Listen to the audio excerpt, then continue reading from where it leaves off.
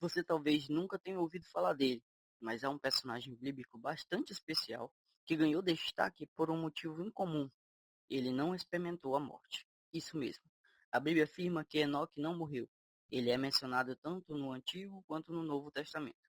E nesse vídeo você vai entender tudo o que a Bíblia revela sobre quem foi Enoque. Antes de mergulharmos na história de Enoque, vale destacar que a Bíblia menciona dois homens com esse nome. O primeiro é Enoque, filho mais velho de Caim. Segundo o relato bíblico, Caim construiu uma cidade e deu a ela o nome do seu filho. Já o segundo Enoque, o mais conhecido, era filho de Jared, descendente de Sete. Ou seja, enquanto o primeiro Enoque fazia parte da linhagem ímpia de Caim, o segundo pertencia à linhagem piedosa de Sete, que preservava o conhecimento de Deus.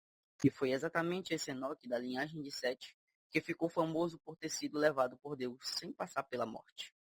Além disso, a Bíblia menciona que Enoque foi pai de Matusalém, o homem que mais viveu, alcançando 969 anos. Mas Matusalém não foi o seu único filho.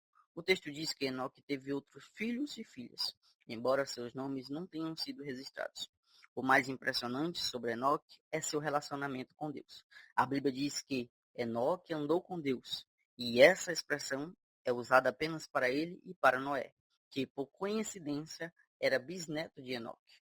O texto nos informa que Enoque viveu 365 anos em estreita comunhão com Deus, até que desapareceu. E então a explicação vem: Deus o tomou para si.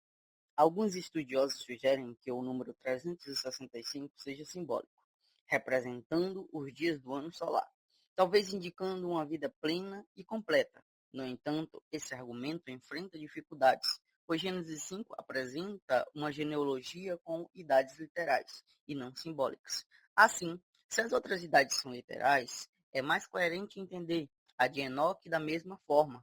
Se for esse o caso, Enoque foi o patriarca pré-diluviano que menos viveu na terra, em contraste com seu filho Matusalém, que foi o que mais viveu. Mas o mais importante aqui é perceber que viver em comunhão com Deus é ser levado por Ele a um privilégio ainda maior do que ter uma vida longa aqui na terra. A declaração que Deus tomou Enoque para si gera debates. Algumas tradições judaicas não entendem isso como arrebatamento, mas como uma forma poética de descrever uma morte prematura. Porém, entre os cristãos, não há dúvida. O texto afirma claramente que Enoque foi arrebatado e levado por Deus. O autor da carta aos Hebreus confirma isso ao dizer: pela fé, Enoque foi transladado para não ver a morte, e não foi achado, porque Deus o transladara, visto que, antes da sua transladação, alcançou testemunho de que agradara a Deus. Para os que creem na inspiração e na inerrância da Bíblia, a interpretação mais adequada é de que Enoque foi realmente levado ao céu. Assim como o profeta Elias, Enoque não passou pela morte. E esses dois casos antecipam, de certa forma, o arrebatamento futuro da igreja.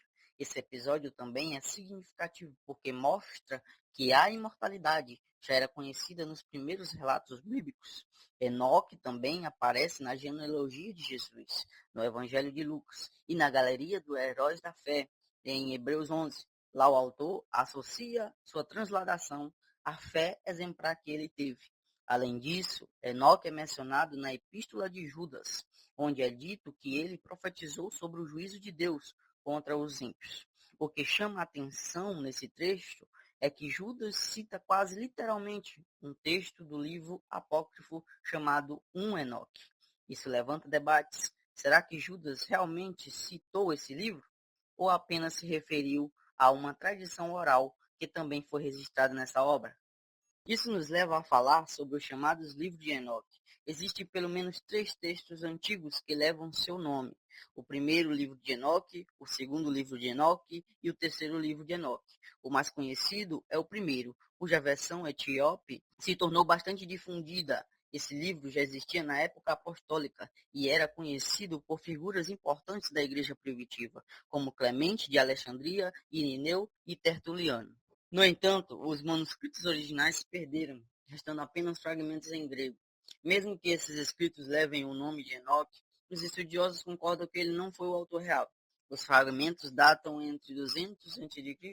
e no final do primeiro século depois de Cristo, ou seja, muito tempo depois da época de Enoque. Por isso, são consideradas obras atribuídas falsamente às figuras antigas para dar-lhes autoridade. É possível que algumas palavras verdadeiras de Enoque tenham sido preservadas por tradição oral e inseridas nesses textos, mas, de forma geral, esses livros não fazem parte do cânon bíblico, nem mesmo dos apócrifos reconhecidos por algumas tradições. O primeiro livro de Enoque é o mais relevante entre os três, com seções que datam do período dos Macabeus. Ele serve como uma fonte interessante para estudar o contexto entre o Antigo Testamento e o Novo Testamento, e entender melhor a teologia judaica daquela época. Porém, não deve ser considerado inspirado. Sobre a citação de Judas, alguns intérpretes acreditam que ele apenas mencionou uma tradição oral que coincidia com o conteúdo do livro de Enoque. Outros acham que ele usou intencionalmente uma obra conhecida entre os leitores para reforçar seu ponto e confrontar falsos mestres. Curiosamente, o trecho citado parece ter uma base numa passagem do Pentateuco, mais especificamente Deuteronômio. Em resumo, embora existiam muitas tradições e lendas sobre Enoque, o que podemos afirmar com segurança é que está registrado nas Escrituras que ele foi um homem que viveu em íntima comunhão com Deus, teve uma fé notável e foi levado por Deus de forma única, sem passar pela morte.